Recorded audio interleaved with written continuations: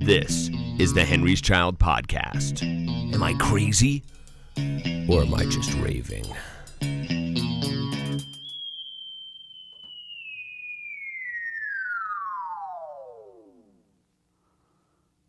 That, my friends, is Carey Rich.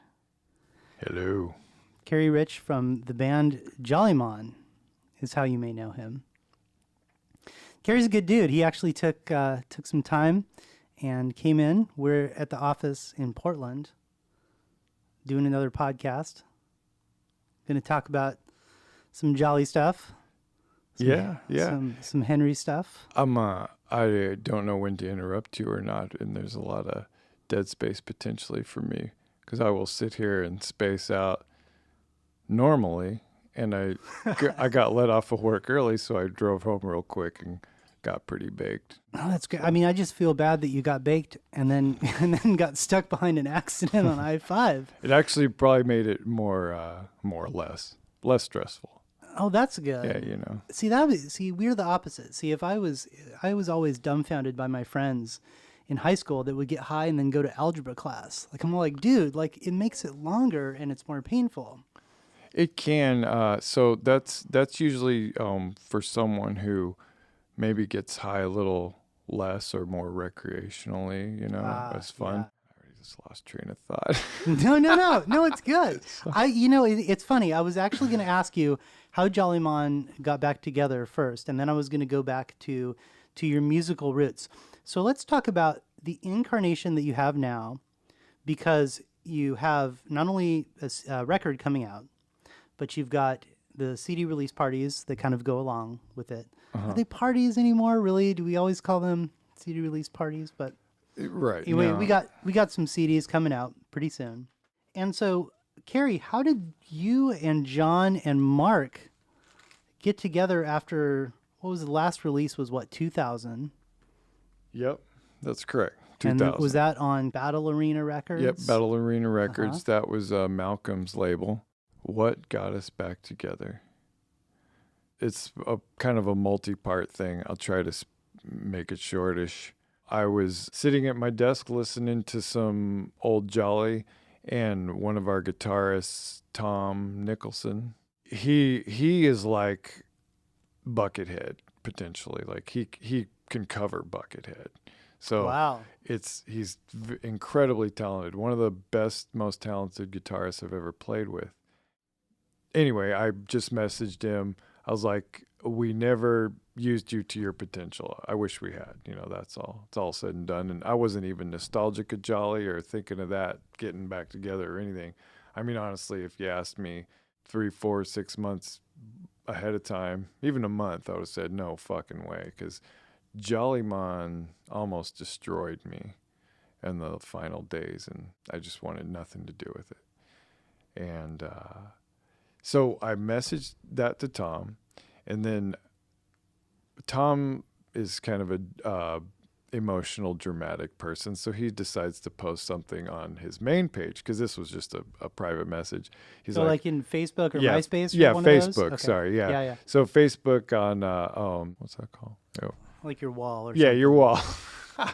It's okay. And he goes, my ideal Jollymon lineup, and he lists me and John and Malcolm, who was a part of it for most of the time, and some other stand-in DJ where our old DJ Banjo, who's since passed, would replace that. So some kind of effects guy, blah, blah, blah. And then, so he posts that, tags everyone he mentions in it, and then I get a private message from John Colgate, who was in the band for, it was like the 3rd or 4th guitarist. I have a tree written down, I forget. But he was in pretty early. He was in for the Nobody Knows Who You Are album in the release. Okay. Because yeah, the Brian second Smith Elemental quit. record. Yeah, the second Elemental record. So Thom reached out to you over Facebook, and then... Well, so I reached out to him just on a none thing, saying, I'm sorry we didn't use you like to your max talent. Then he posts on the wall this thing. Doesn't really write me back, you know, just Thom being Thom on it was spring and everyone's probably feeling punchy and a little, you know. Getting out of hibernation. Yeah. Then I get a private message from John is pretty urgent. He's like, dude, you, because I think on Thom's wall I wrote, talk to me in 6 months or 4 months or something. I would have to work on my voice. That's the biggest hurdle if I was even to think about it. Then I get a message from John. He's like, are you serious? If you're serious, don't be fucking with me. Something like that. It was pretty dramatic. And it's like, let's do this. Let's do this. He was like really adamant. I just, that's where I don't know what happened. All of a sudden I was convinced of like, maybe I was thinking about it, which was a trip. So like these dudes just showing up at your house and they were like sending you pictures of the old days like every day on. No, nothing.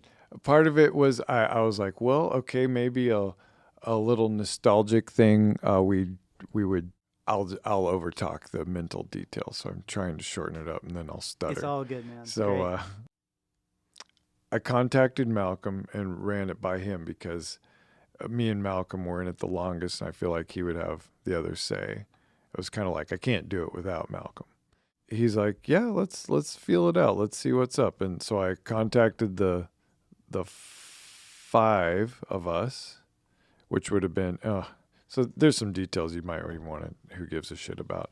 We reached out to our old drummer, Joe, and he said he could do it, but he was, so we had 5 people willing to do this. That meant 1 bass player, 3 guitars, which what the hell is that with Jolly? Leonard Skinner to Jollymon. I didn't care. I was like, we make this work. You know, there's layers. I don't give a shit. Yeah, sure. Well, me and John, you got 2 front people who don't even have to play anything. We could just be cheerleaders. Doesn't matter.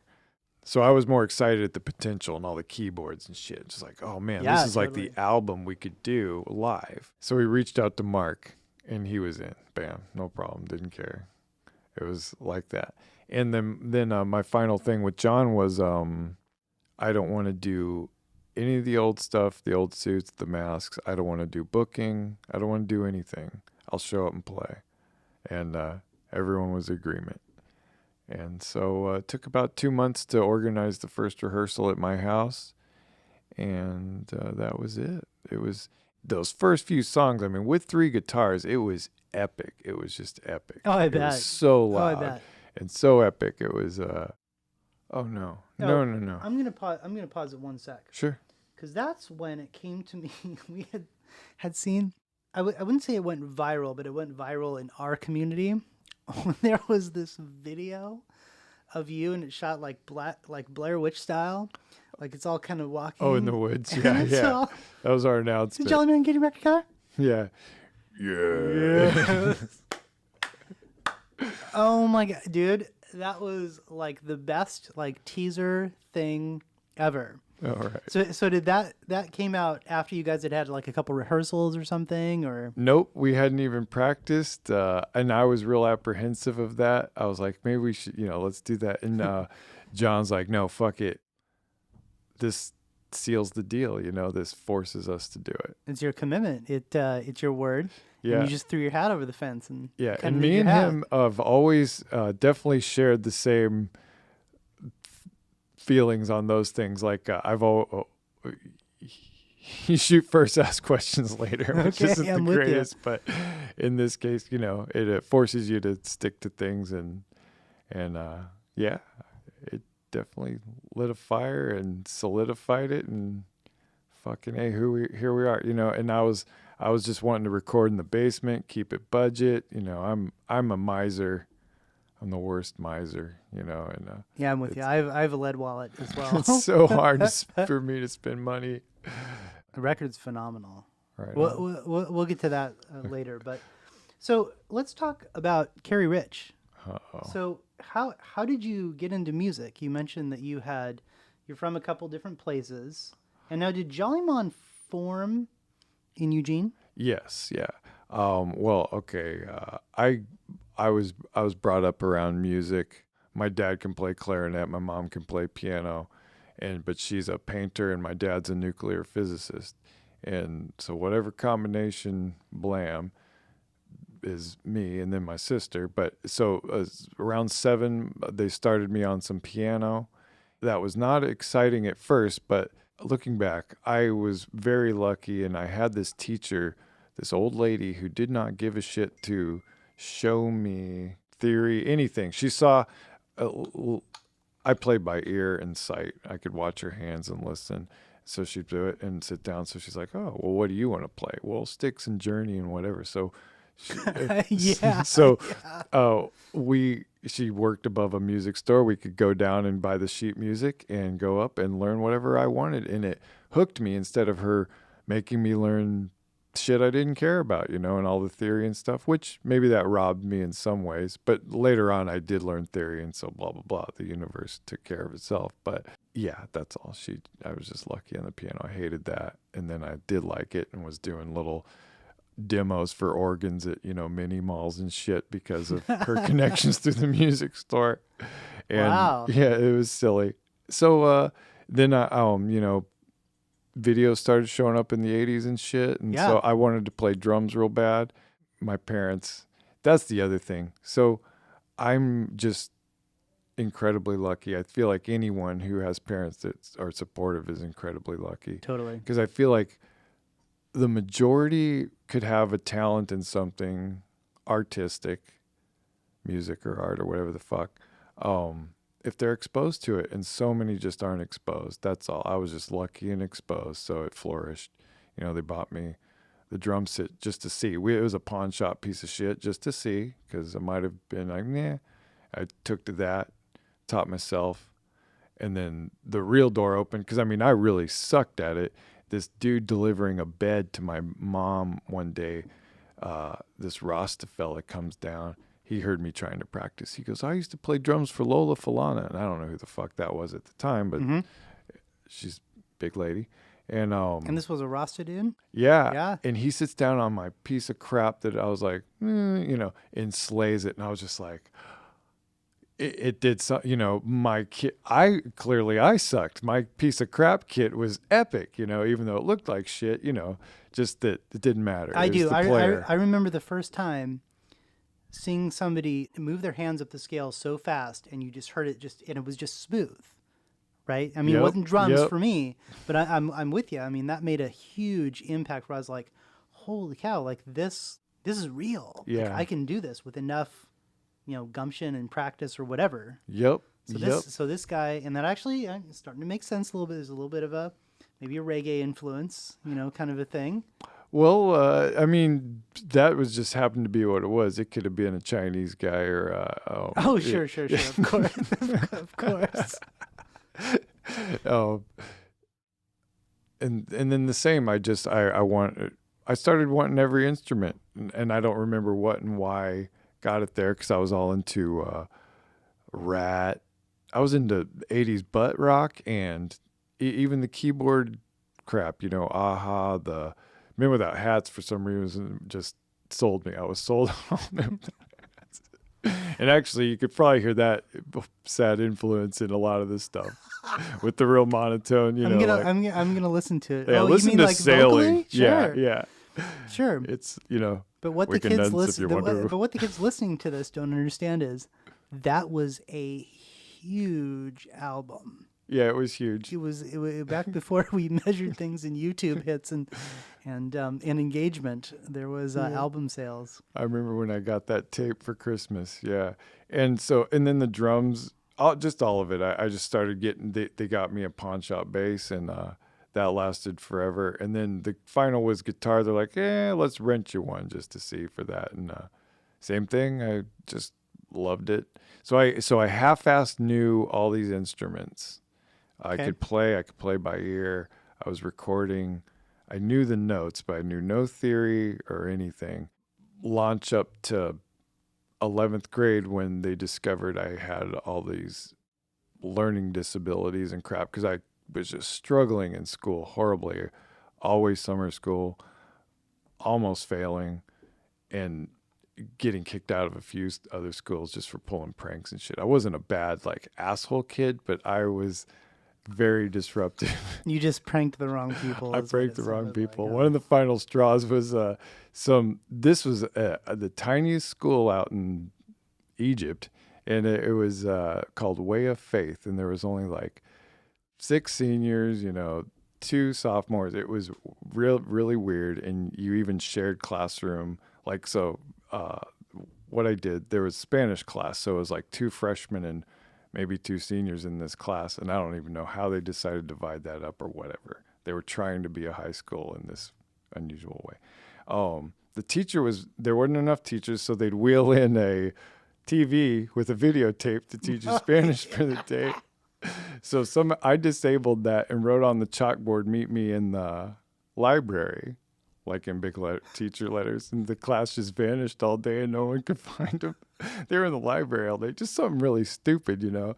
It was that and one big... Were they sitting around there for hours? Yeah, all day. Oh, my God. Yeah. So that put me on the radar big time. Then the final straw was a school meeting and everyone was there, which wasn't many, maybe 20. And I was fidgety and I think one of the teachers corrected me. And this was 11th grade. And I go, God damn, like just, knee-jerk reaction. And I might as well just have been the devil, like, because it was a heavily Christian school. I went to a Christian high school as well. And a God, even with the W in it, was like basically considered the F-bomb. Even the G's. For those who don't know, that's considered the F-bomb, and you can get in lots of trouble for blasphemy. Yeah.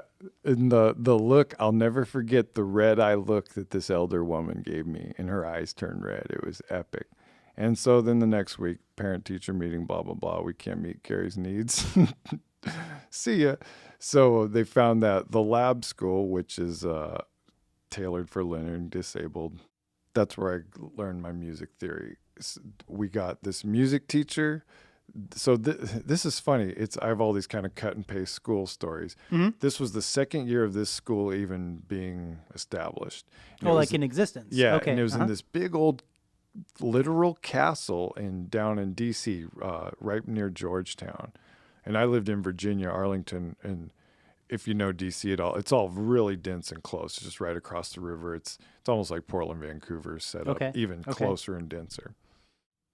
Yeah, the Potomac being the Willamette and all that shit, or the Columbia. My music teacher, they found him. This is funny. He was another mover.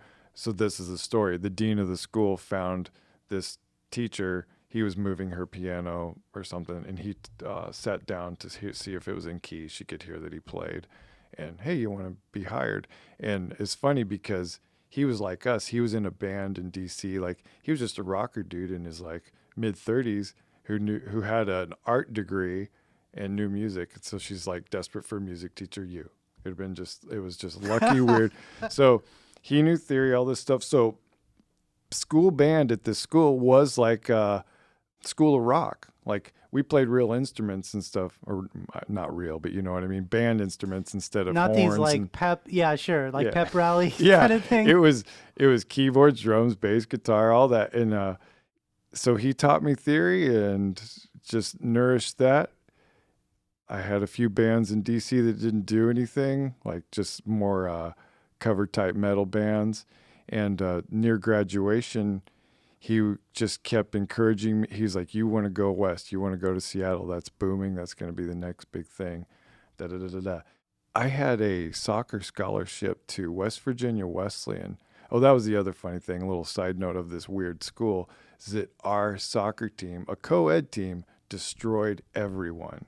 We would be 14-0 type games. Wow. Yeah, it was epic. So it put us on some weird radar of... long story short, I was scouted and I got a scholarship to West Virginia Wesleyan for soccer. I didn't understand quite what that meant. That I thought I'd have to be a soccer player for the rest of my life. Real brilliant. Instead of just get a ride, play soccer, and do music. I'm with you, because a lot of times those things come up, especially when you're in new scenarios and you're so young. You have no idea what it means. Yeah. I gave away a bunch.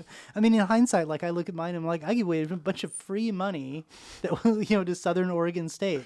Like, right. So you get this scholarship and you decide not to take it, right? Yep. I didn't even tell my parents for the longest time because I didn't want the pressure to do that. So I almost, since back to the story of piano, when I got the bug for the drums, I wanted to be a rock star. That was it. I wanted to be a rock star, not just play music for people, but I wanted to do that. Yeah. And I was definitely starry-eyed by all the MTV shit. It was epic.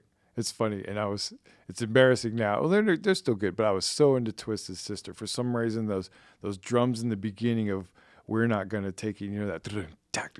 Yeah. So that, and I built me a pillow drum set so I could learn all this shit before I even got my set. So yeah, that was the tipping point. Have you seen the Twisted Sister documentary on Netflix? You need to watch it. Okay, we have because Netflix. It's basically just from their inception to right before they got famous. Oh, fuck. And dude, oh my God, they were around for like 15 years before they did anything. They started out in the early 70s as like a glam project, right? Which is, you see it all transmuted now that they, were whatever on like Top of the Pops with Motorhead. Right. It's kind of like, I mean, so it's really good. You need to check it out. And so did you follow your music teacher's advice and come out to the West Coast? Is that kind of how you got here? I did. All transparency. It was the final draw was, it was a girl. I was, the girl I was seeing got accepted to Evergreen State College. And I was like, oh, that's even better. This is great. It's working out. And so that was my final motivation. I can't say I would have if it wasn't that, because it's just so unknown. Because I had a bunch of music friends that had moved to Richmond. And that was maybe the second thought, which is kind of the Eugene of the East Coast, give or take Athens, Richmond, Georgia. Virginia. And shit. Yeah, where Guar's from and a few other. It's a lot like Eugene, minus less hippies, but it's just that college vibe. Eugene's got a lot of hippies. Yeah. And chicks are a huge motivator, man. So I'm with you. Oh, that's funny. This is even funnier. About 3 weeks before we were supposed to come out together, and she was going to go to Evergreen and blah, blah, blah. And I was just going to try to stay in. I didn't really have a plan. I was just going to be west and see what happened. Yeah. Be near her maybe. And then even the weeks building up to that, this is a long story. I'll try to keep things short. My senior year, or after my senior year, I had moved out. I was living in D.C. in some shitty row house with like 6 different people. The guy was selling weed. I was delivering flowers in a van. And then I did bicycle courier for a while. But we all got kicked out. I had to harbor some of my roommates' plants at my house, my parents' house. And this is 19-year-old thinking, 18-year-olds, just an idiot. So there were a few plants, and our house was pretty big. I went to the basement, locked them up in a giant bass drum, even had a light inside this thing. So it was all sealed up and contained. In a bass drum? Yeah, in a bass drum. Just 2 little plants, keeping them alive. And it was only supposed to be for 3 days. My mom smelled it and discovered it, and so my dad does private contracting for the government, or did at the time, and had top security clearance, all this bullshit, and it always warned me, but he held his word. So anyway, they found the plants, they kicked me out. I was out, done. Carey. Oh my goodness. He put them down the drain, kicked me out. So I was living in my van for about 3 months. This is up to where we were supposed to leave. And during that time, too, so I'd stay at random rest areas around D.C. so I could use the bathroom in the morning. And because a lot of my friends had left, and my girlfriend, I couldn't stay at her house all the time, and her mom, pretty much at all. And one morning, I couldn't get to the bathroom or something, so I pulled over on the side of the road, went in the bushes, and fucking wiped myself with poison oak. Oh, no, dude. And over the next 3 weeks, it was like a rash diaper on everything. It was a nightmare. And I had only basically, for then on, I stayed at this Texaco gas station parking lot so I could just use the bathroom regularly and just lie there in my van and just not do anything, just be still. I couldn't clean up proper. Painfully remember to never oh my God, do that again. It was epic. And then after that, girl dumps me. And so to show that I wasn't whipped, which I was, but so I went anyway, and that's how I got out here. It's like through your tears, you're like, yes, we'll still be friends. Yeah. Let's meet for coffee sometime. Oh, Oh yeah, that Did you was drive bitter. the same van all the way from Yep. Richmond out here? Yeah, I drove out. Or from Virginia? Yeah, from Arlington, and then that was a fun. I've driven across east from coast to coast. However you can count the time. I think it's 5 now, and there's Got some miles under your belt there. yeah, and buddy. 3 times alone. And it's interesting to do that just to be. You don't speak for a long time. It's really weird not to talk for some days and stuff. Even like. So obviously your rash cleared up. Your rash diaper cleared up, God. and you came out to the West Coast. And did you land directly in Eugene? Is that kind of No, so that's funny. I forget. Is it I-95 that runs east and west up there that bangs into Seattle? I think so. all the just way like- up there? Yeah. So okay. I was taking that northern route. I don't know, whoever's ridden on that freeway heading towards Seattle, all of a sudden you go through these tunnels and you come out and all of a sudden, bam, Seattle. It's just, Yeah, it's in your face it's right there. huge. It's just huge. And I was instantly intimidated. I was just like, nope. I just left DC. That was intense enough. Like that's a big city, even though it's not as tall. It's just, Yeah. It's they have a limit on their height they can go. I just didn't. So I took I-5 south and just kept going. And I knew some people in Portland and Eugene, some friends from the East Coast who got accepted to one at DeReed and the other at the U of O. So Okay, yeah. So I kept going. I got in Portland and I called up my buddy Ivan, who went to Reed, and I stayed at his house for like 3 weeks. I could tell you a really fucked up story. A side note, within that time, Do it. it's I call it the communal towel. Oh no. So when I arrived, these guys are like nuclear hippies, like just they're Barefoot patchouli kind of. yes, but down to, so this will paint the picture of the ultimate.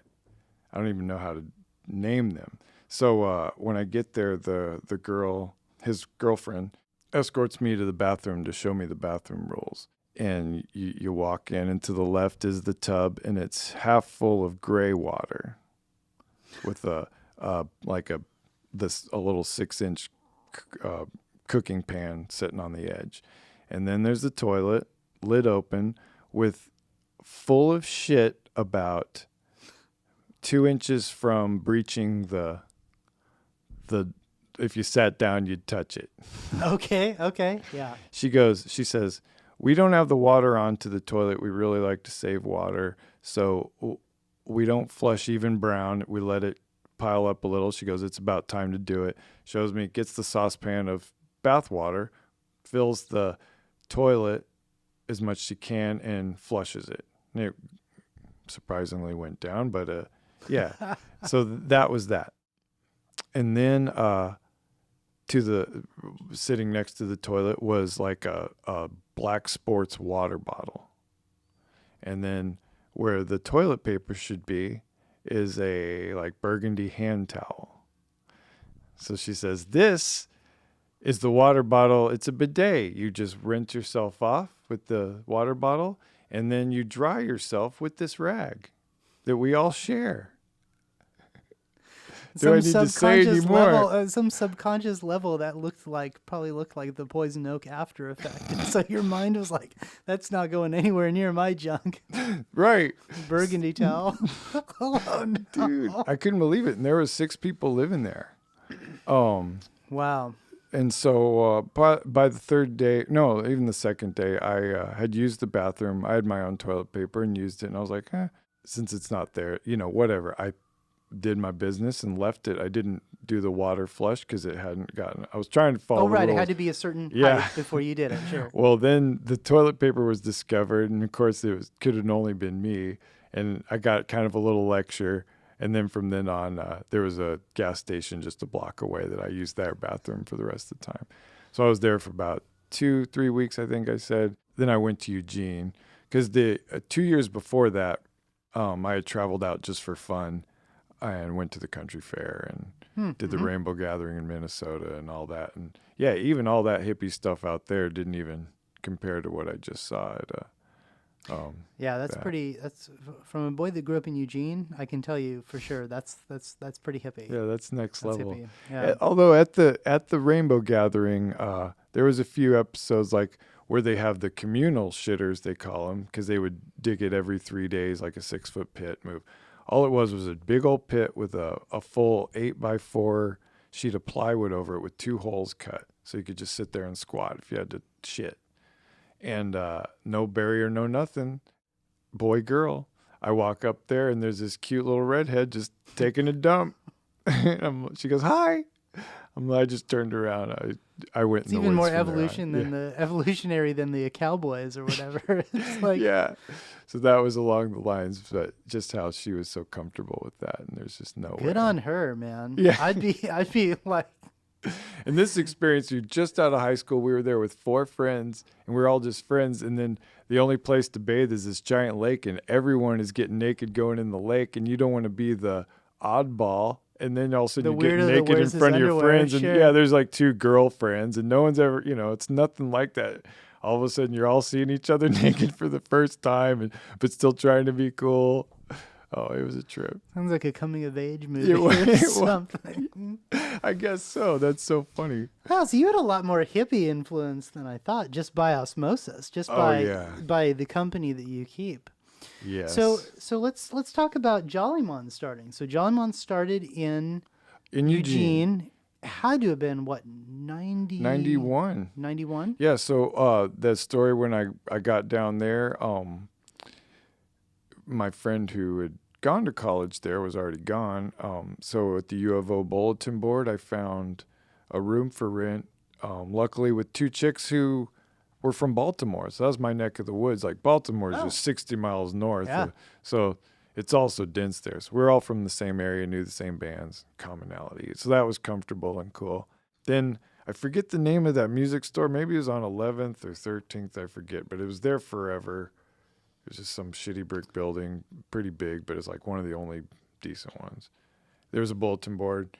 I answered Karl's ad. I still have the ad in a photo album, which is pretty cool. You do? Yeah. Awesome. And he knew Greg, and that was it. We just started jamming in one of those rental storage things that they let bands play in way out. Is that the one out at 11th? Yeah, we're out on West 11th near the new Was Fred that Meyer. play? I know if Rich or Andy were here, they would know. It's like an electric place. Is it? Bill's Electric, I think is what it Okay. was called.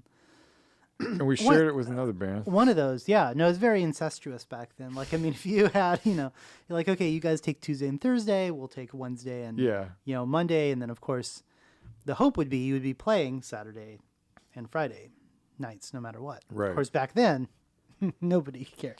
I mean, No. I would drive with my band to Seattle for a $50 show on a Tuesday night. And then, Yeah. and being so naive that I was all like, oh, these guys are actually being kind of jerks to us. So 91, it starts, and you met off of an ad.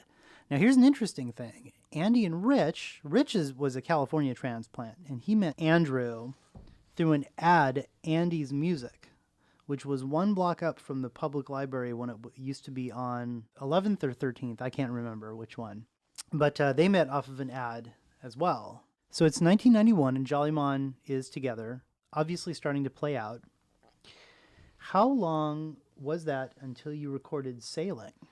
We did Sailing. Well, it was released in 93, and I forget the dates and all that. So it could have been all done in 93 or done in late 92 and then into 93. Yeah, It's sure. blurry. Things took a lot longer then to Yeah. record. I mean, we used tape, and it had to go off to the house. And Well, I vaguely remember the weather being nice. So I think we did do it all in 93, and it was done by that fall. So we did it in the summer, spring recording, and then, we had a record release at La Luna that fall, and that was it. I mean, something else. La Luna, wow. That was a good club. Jolly was just lucky and charmed.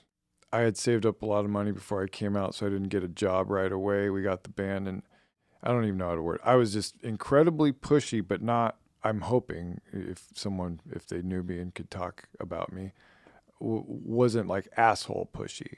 I was always real friendly, and I'd be put in my place if someone put me there.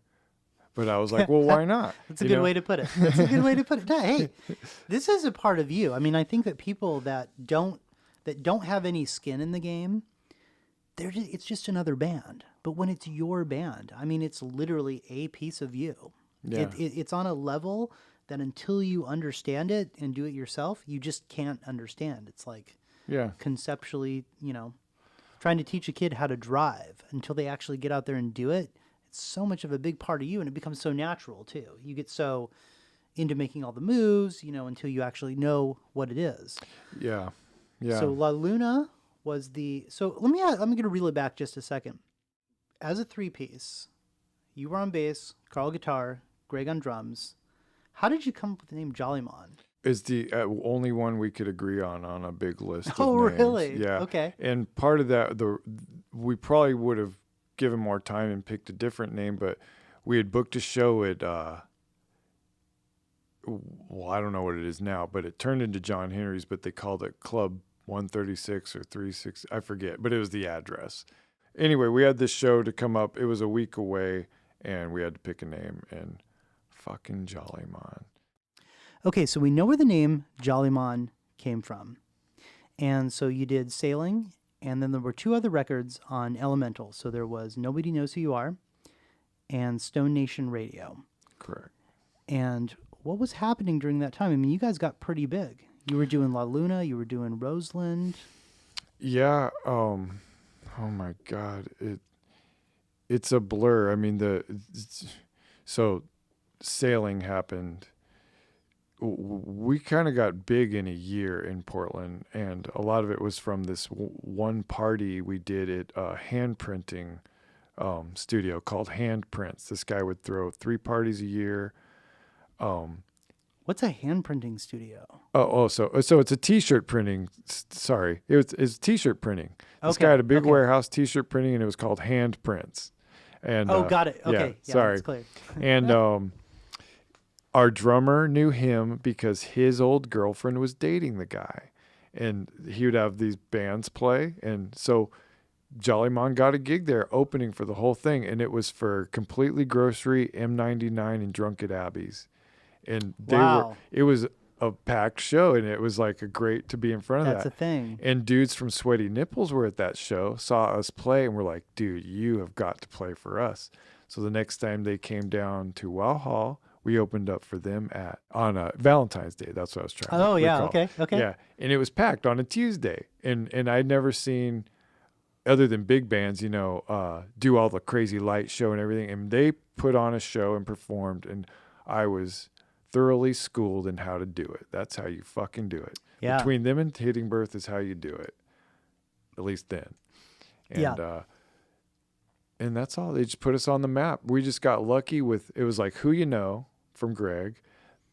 Couple significant people see us. Bam, bam, bam. Next thing you know, Jollymon could headline Wow Hall that later August. I mean, it didn't take long, because then all of a sudden we're doing Max's, the EMU cultural thing at the university. Oh, right. That was a big one. Yeah. And here's another Who You Know, how it all worked out. Adam Zaks used to book the EMU at the university. So after all this growth, we end up in Portland. Next thing you know, he's booking the Roseland. Oh, how lucky. Nice. And he didn't just give us a show. We built up through the X-Ray and Satyricon and all that. And he went out on a limb and gave us a headliner, and it did well. And then it just kept going.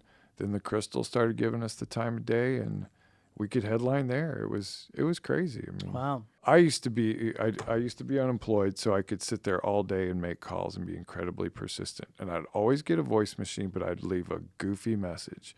Hey, it's Carey again. Can we have a show?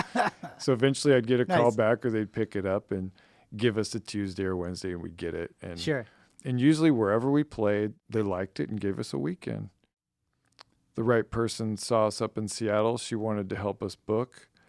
And next thing you know, and so here's the other Who You Know. her roommate is a major booking for Monkey Presents, Oh, wow. Anthony. So all of a sudden we're getting huge shows up in Seattle too. Wow. So we could pack the color box on our own. We were headlining. We could do Rock Candy. It was nuts. I mean, it was just all we never us. played Rock Candy, and I remember going there and being all like, "Wow, this is." I mean, that place was huge, man. Yeah.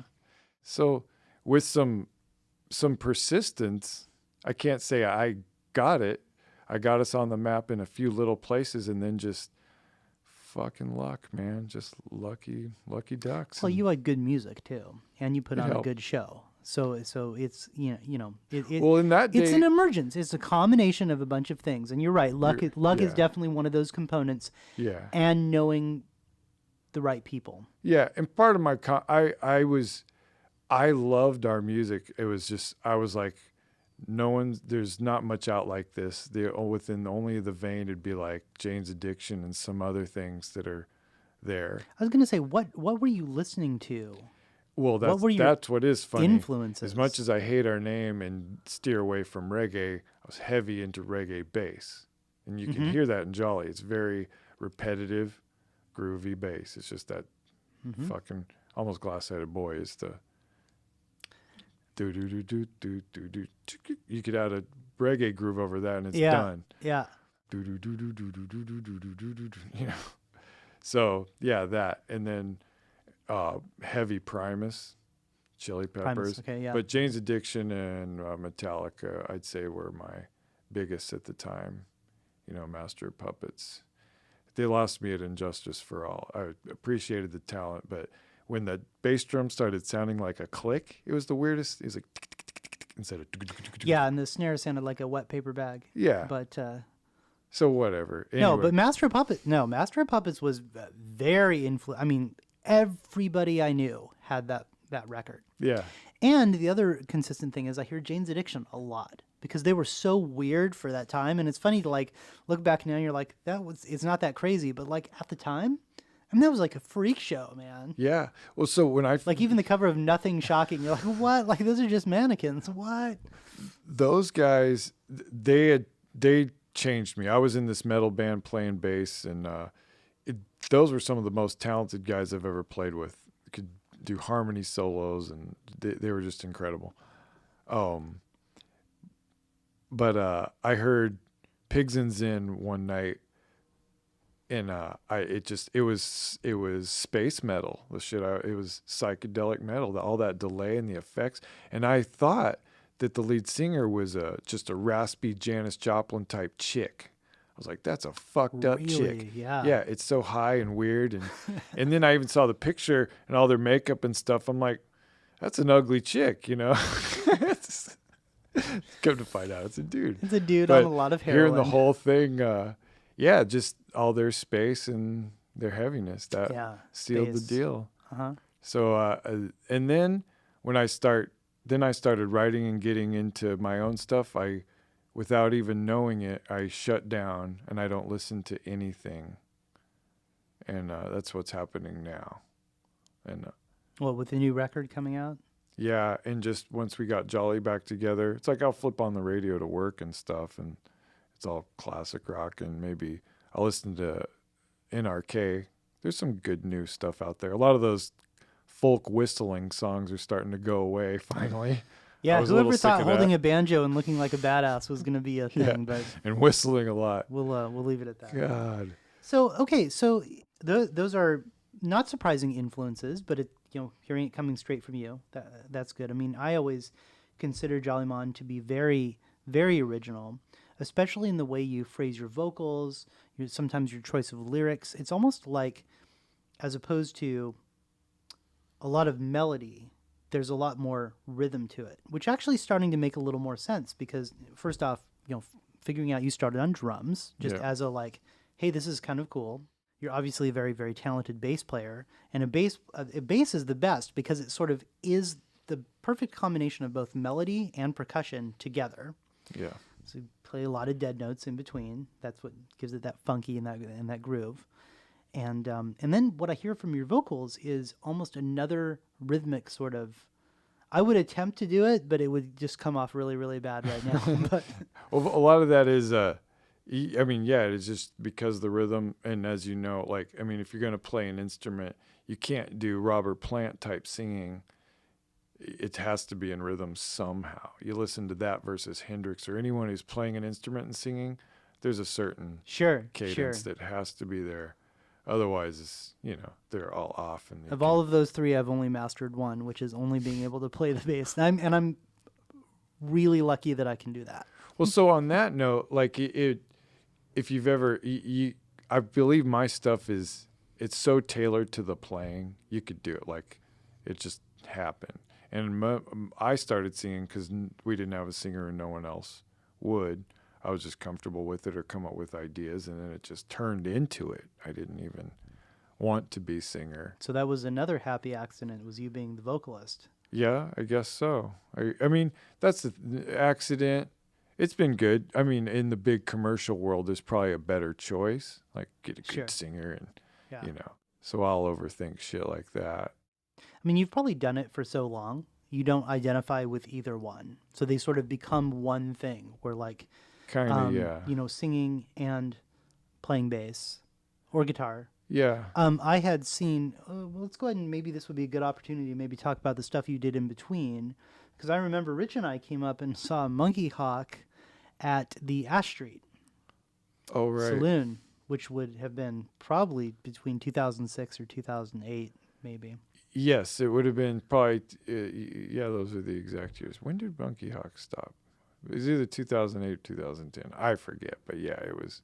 So you had a lot of stuff in between. We were just talking about those. So why don't you tell us a little bit about your projects that you had in between? So after the Elemental Records. Yep. After Elemental Records, we did the self-titled The Last Jollymon record. And then I hit the wall and was just having enough with Jollymon. I was sick of the sequence. I just wanted to get back to jamming roots. I wasn't having fun on stage. So it was more just, let's see if we can save this in me more.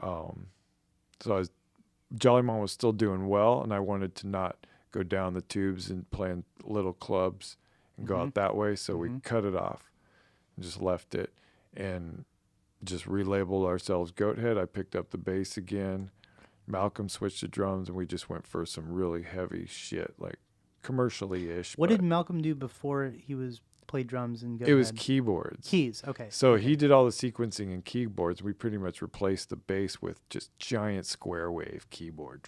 That's what all. So I thought that's what you were talking about when you said you were sick of the sequence. Yeah. So like and we were tied to the tape, basically. Oh, yeah, we couldn't jam. Sure. And even and it's more streamlined now, but goddamn, when a sequence goes down in the middle of a performance, there's no more naked feeling. Oh no. That's no fun. Yeah. Especially on the level, and that would happen at Roseland or something. You're just like, this shouldn't be happening here. There's nothing you can do. Yeah. Next song. It's ridiculous. Oh, that's crazy.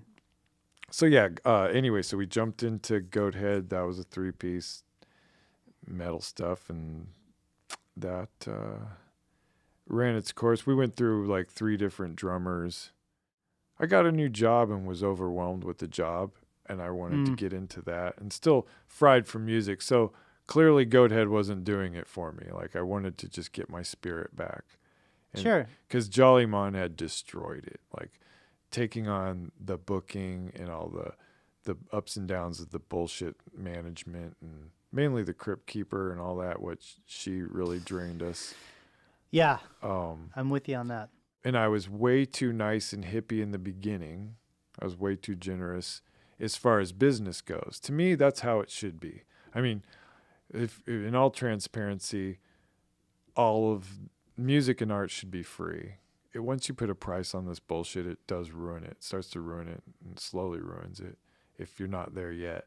It dilutes it in a painfully slow way. You're right. Yeah. And if it were free and everyone just had a job and worked for a fucking living and got off the megalomania train, it would all be, This is all ideal utopian, but that's where it should be. I just stopped. I got heavy into skateboarding, which I did when I was young, like big half pipe and pools. I love that shit. Wow. Airs and You just. can do all that, huh? Yeah, yeah, Okay. yeah. You're like a Thrasher magazine model. Well, I was more into skating than even the band stuff for a little while. I was just like, I was getting healthy. So I'm, for whoever listens have never seen me, I'm 20 pounds underweight permanently because of my metabolism. I've gone through all these weight gaining programs and the ways, all the shit, everything almost, Yeah. beer, everyone. Doesn't work. My metabolism goes faster and I lose weight. So long story short, the skating, I gained the most I gained 10 pounds of muscle weight, like in my butt and legs. I was all healthy and awesome. And anyway, so From doing all those ollies. yeah, riding the ramp. And this is bad, but I was so into it. I borrowed my friend's truck one night and hit a housing development and stole a fuck ton of wood and built me a giant half pipe in my backyard. I'd only meant to make it like an 8-foot wide thing, but I was so adrenalized. I got so much wood, I didn't realize how much I got. So I built a 24-foot wide, 10-foot wide half pipe. Wow. Yeah, that kept me busy for a long time. Did that stay with the house when you left? No, I'm still at that house. And okay. The ramp has since been demolished and gone. Yeah. And now we have Nerf wars in the backyard. Oh, beautiful. Nice. Yeah. I 2 or 3 years ago, right before weed became legal, I found a friend who grew and I got some pounds for an incredible price. So I would sell eighths for $25 an eighth and I would destroy the market or whoever was selling in the area. So I was the Walmart of weed because I just hate everyone who could get an ounce for $200 but sell an eighth for $40. They wouldn't give you a deal. Oh, right. Fuck right. that greedy asshole. So I just, because you're still making money. You can still do it. Sure. You're still sustaining. And it pissed me off. So yeah, I would get it. And you want an ounce for $200, fine. Still 25 an eighth. It's all the same. My whole point with that was just to, all the profit weed that would have been money, I just jarred up and smoked. So I had tons of weed for like a few years, just of all my smoke. So I was also smoking everyone out. I'd have these huge parties. I ended up selling so much I had to sell my profit weed. So I ended up making a ton of money, more than I even intended. So I ended up buying everyone Nerf guns. I've spent it all. Like I just bought it on, I was heavily into Nerf shit. I didn't spend $10,000 on Nerf. No, I'm with you. My kids are into that. It's oddly satisfying. Oh yeah. Very, very, and at the end of the day, nobody gets hurt. Yeah, well, and so that said, I was starting Nerf battles at lunchtime at work and setting up all these barriers upstairs because in the shipping department, one guy showed concern, so then I bought everyone safety glasses. So one guy showed concern, so I bought everybody safety glasses. Okay, good. Yeah. Well, again, except for me and you who have natural protectors. Yeah. On, sure. Well, this job, it was at the U.S. Outdoor Store, and it was like working at Animal House meets Meatballs or Porky's. I mean, it was no rules. You get drunk in your office. You could smoke weed in your office. It was no rules. It really was an 80s movie. Yeah, it was. So even though you have the Nerf guns, we shouldn't expect any Nerf wars at any shows coming up? I don't think so. John has actually mentioned it now that you bring that up. But I'm sure it would turn on us. Like, we could probably supply everyone at the store or at the show with a gun. But you have to hire somebody to pick up those bullets. Maybe, or afterwards. just leave them. It's part of the expense loss, whatever, just for the fun. Now, see, if you could develop an eco-friendly Nerf bullet that organically saved the planet. Oh, one of the, like almost like that those starchy packing peanuts now that just dissolve in water. Yeah. Same consistency. Just hose down the club. Yeah. No, that's not a bad idea. Down you maybe could even eat it if you're hungry. Yeah. It's like a cracker. Yeah. Now the FDA is involved, dude. Yeah, I don't think we can do that, but I like it. So, new record's coming out. I was very blessed. You let me hear it. Yeah. Thanks. And it's very awesome. There is not a clunker on there. And when I say that, what I really mean is there's not one song that I feel like fast forwarding. I mean, they all go together. And so I wanted to play the download Okay. So that was Tsunami, right? Tsunami. So tell me a little bit about Tsunami. What's fun about Tsunami is that's the most recent one actually written recently. Like the others have been put together over time, and then John and Mark had their influence, but stuff I've been working on over the years. But Tsunami is brand new. So that's what's neat. And was it a contribution from everybody in the band? There are parts. So I'll come up with the framework and like the guitar. So sometimes it just depends. With this particular one, I came up with the guitar riff and the bass, and Mark does his drumming. I'm like, here's an idea. I'll kind of beatbox something to him, and he'll laugh at me and do his thing. So, and what it's about, shit like that. Or yeah. Just oh well. So this one, this is one of my favorite ones because it's so kind of back to kind of how I write songs. It's less like personal stories and shit like that, and it's more almost soundtrack or movie ideas, or just short stories of a thing, you know, just an imaginative story of a thing. So anyway, Tsunami is it's basically about, from my point of view, and so you listen to it and you wouldn't think that. It sounds like it's from it's almost pirate or a Viking point of view, you know. It's like an angry leader of a group demanding for some bloody justice, you know, like Bloody Genghis Khan type shit. Yeah, you know? But it's more of the imagination. So here's what's in my head. Basically, Tsunami is about a spacecraft that travels about the galaxy, doing celestial maintenance, we'll call it. And so Earth just happens to be on the schedule for no reason. It's not there because, and that's part of the lyrics. Like there's a bridge that says, God, what is it? Basically, we're not here because you're such pieces of shit. This is just happening because it's on the schedule, you know. And that's what we had to do next. Your soul is fine, even though you wore in Parasite. That's what the thing. So basically, don't worry, it'll all be over soon. And just the violent nature of the lyrics is more of, so if I were to shoot a video for this, it'd be almost the dialogue, it'd almost be a short movie before the video, and then the video is what goes through like the commander's head, because it's all very Star Trek, and all they do is press a button and it handles whatever they need to handle on the Earth, the cleansing, you know, whatever that may be, a meteor, or just zap it with a laser and kill all life and let it start over. More water, you know? Sure. Yeah, more water, anything. So, and then it's, again, then they just go on to the next planet in the universe who's next on the scheduled list. So it's more of a tongue-in-cheek mockery at a lot of religious and theology. Oh, doom and gloom. Sure. Yeah, stuff that it's still there and real. It's just not what we think. It's more just an idea, you know, because I love thinking about that stuff because we don't know. We don't know anything. And part of that comes, I was raised really hardcore Christian.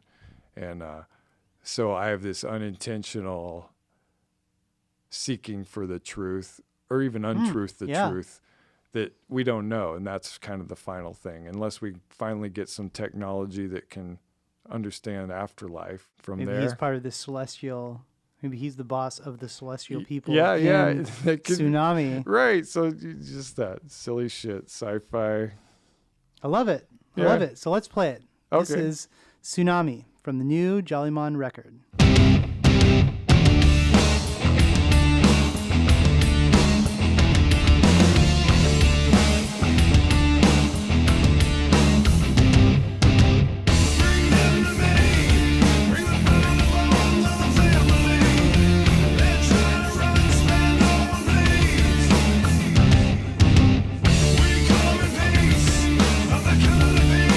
Used to see, these guys are on, they'll say